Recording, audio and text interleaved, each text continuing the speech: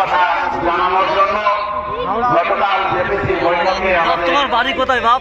Vice chairman Naushad Siddiqui উপস্থিত ছিলেন। উপস্থিত থেকে আলমিরা শাকিলরা মানব খানেরা উপস্থিত থেকে তারা এই ওয়াকফ বিলের আপত্তি জানিয়েছেন। কেন আপত্তি সে কথা জানিয়েছেন। আর যারা এই ময়দানে মিটিং করেছিল, রালিয়া সময় কাটিয়েছিল, देश के कानून व्यवस्था के सामने सभी नागरिक बराबर होंगे और जो कमजोर तबके, चाहे वो दलित हो, चाहे वो आदिवासी हो, चाहे वो धर्म या भाषा के आधार पर अल्पसंख्यक हो, चाहे वो ओबीसी हो या महिलाएं हो, उनकी सुरक्षा के लिए हमारा संविधान कानून बनाता है। मगर मोदी सरकार आने के बाद से लगातार जो हो रहा वो कानून के सामने सबकी बराबरी को खत्म करने की कोशिश हो रही। जो एनआरसी, सीएए और एनपीआर के कानून के माध्यम से कोशिश हुई, जो हो रहा दूसरी समस्या कि जिसकी लाठी उसकी भैंस, यानी जो ताकतवर, जो मजबूत उसी की चले, उसी की ताकत। ये अंतरराष्ट्रीय स्तर पर हम देख रहे हैं। अभी उसी घटे हुए हैं कि इजराइल और फिलिस्तीन हमास के बीच में सीज फायर हुआ है। मगर पिछले एक साल में हजारों गाजा में फिलिस्तीनी लोग मारे गए। अंतरराष्ट्रीय जो कोर्ट है उसने कहा कि इजराइल वॉर क्राइम कर रहा है। वॉर क्राइम यानी जंग में भी कुछ ऐसी चीजें नहीं की जा सकती, और अगर आप ऐसी चीजें करें तो आपको जंग के हिसाब से भी, जंग के कानून के हिसाब से भी आपको ठीक नहीं माना जाए। तो अंतरराष्ट्रीय कोर्ट ने भी कह दिया कि इजराइल ने वॉर क्राइम किए हैं। नेतन्याहू इजराइल के जो लीडर है वो वॉर क्रिमिनल है। मगर फिर भी ये समस्या गाजा और फिलिस्तीन के लोगों की चल रही है कि जिसकी ताकत है उसी की ताकत। हमारे देश का कानून व्यवस्था क्या कहता है? समाज में तो जो मजबूत है वो दूसरे को दबाता ही है, उसके साथ अत्याचार करता है। मगर अगर कोई पुलिस के पास जाए, वो कानून व्यवस्था का दरवाजा खटखटाए, तो चाहे वो मजबूत हो चाहे कमजोर, कानून व्यवस्था को उसके साथ न्याय करना चाहिए। मगर मोदी सरकार में हो क्या रहा, ये नहीं हो। कहीं मॉब लिंचिंग हो जा रही है मुस्लिम के साथ, लोगों के दिलों में जहर घोल दे रहे हैं, नफरत के जहर घोल रहे हैं। मुसलमानों से लोग आजकल नफरत कर रहे हैं, तरह तरह की बातें लिख रहे हैं, दुष्प्रचार हो रहा है। ये बहुत बड़ी समस्या है। कल सुबह नौशाद सिद्दीकी भाई जो पार्लियामेंट्री कमेटी जो वक्फ के कानून पर कलकत्ता में सुनवाई करने आई थी, उसके सामने पेश हुए और दोपहर में जॉर्ज फोरम अगेंस्ट एनआरसी की तरफ से हम लोग भी पेश हुए। क्यों वक्फ कानून का विरोध कर रहे हैं?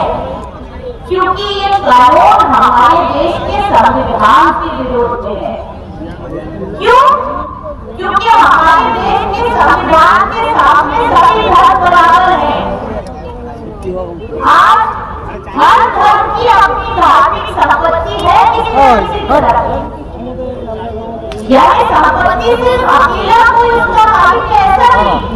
कुछ संपत्ति पूरी मजहबी कौम की, वो वक्त की संपत्ति, चाहे उसमें मुसाफिर खाना बने, चाहे उसमें मकबरा बने, चाहे उसमें ग्रेवयार्ड, स्कूल, मदरसा बने, वो सबकी भलाई के लिए है।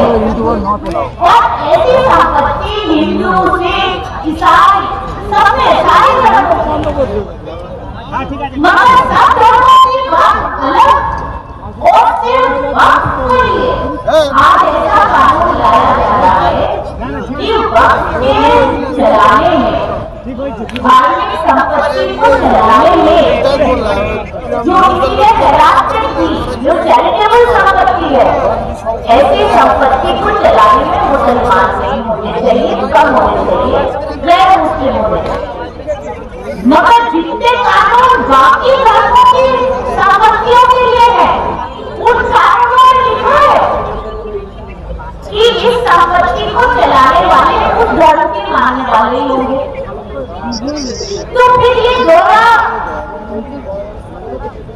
दोहरी बात क्यों कि मुसलमानों के लिए आपकी संपत्ति गैर मुस्लिम चलाएंगे और बाकी धर्मों की संपत्ति उनके धर्म के लोग चलाएंगे? क्या हमारे देश का कानून इसकी अनुमति देता है? हमारी संविधान क्या इसकी अनुमति देता है? नहीं देता। और आप बोल रहे हैं कि वक्त का फैसला कलेक्टर करेंगे। कलेक्टर किस कानून के हिसाब से करेंगे? कोई कानून नहीं। कानून में लिखने डाले कलेक्टर अपनी मर्जी से फैसला करेंगे। ऐसा भी हमारे संविधान में नहीं हो सकता कि कानून में लिखा हो कि अफसर की मर्जी से फैसला होगा जब मुसलमानों की संपत्ति की बात आए। तो ये मामला ठीक नहीं है और इसीलिए आप लोग जो सब हजारों की तादाद में बंगाल में अलग अलग जगह से आज शहीद मैदान में शहीद मीनार पर जमा हुए ये कहने के लिए कि संविधान के खिलाफ है, सभी धर्मों के साथ, सभी समुदायों के साथ एक जैसा होना चाहिए, मुसलमानों के साथ अलग कानून, अलग टाइप की चीज नहीं होनी चाहिए। इसके लिए मैं आपको बधाई देती हूँ।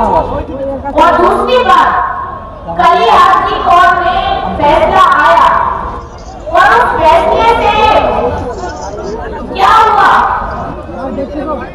आपराधिकता कानून कहाँ गया? राज्य की मुख्यमंत्री एक महिला है, मगर महिलाओं की हालत आज राज्य में क्या है? उनके साथ तरह तरह की जातियां हो रही हैं और जो आर्थिक काल के हादसे के बाद इतनी संख्या में महिलाएं बहनें सड़क पर उतरी, वो उन सभी महिलाओं के साथ उतरी थी जिनको आज न्याय की जरूरत है, सिर्फ एक के लिए नहीं, सबके लिए। और इस राज्य में महिलाओं के लिए सिर्फ लक्ष्मी सरकार से काम नहीं चलेगा। महिलाओं की सुरक्षा के लिए जो चीजें करने की जरूरत है वो नहीं हो रही। आपराधिकता कानून पहले से ही बोल रहे थे कि वो पुराने केस पर नहीं लागू होगा, नहीं लागू होगा। तो ये सिर्फ दिखावे की राजनीति से मामला नहीं चलेगा। महिलाओं के लिए सही मानों में कदम उठाना पड़ेगा। सिर्फ महिला मुख्यमंत्री से काम नहीं चलेगा। तो मैं अपनी बात सिर्फ यही कहकर खत्म करूंगी कि आज संविधान के सामने बराबरी, कानून के सामने बराबरी के लिए अल्पसंख्यक, दलित, आदिवासी महिलाएं यानी समाज के दबे कुचले तबकों को जमा करके आरएसएस जो कदम आगे बढ़ा रहा है संविधान की रक्षा के लिए, जनवाद की रक्षा के लिए, मैं आपको उसके लिए बहुत बहुत बधाई देती हूँ। शुक्रिया,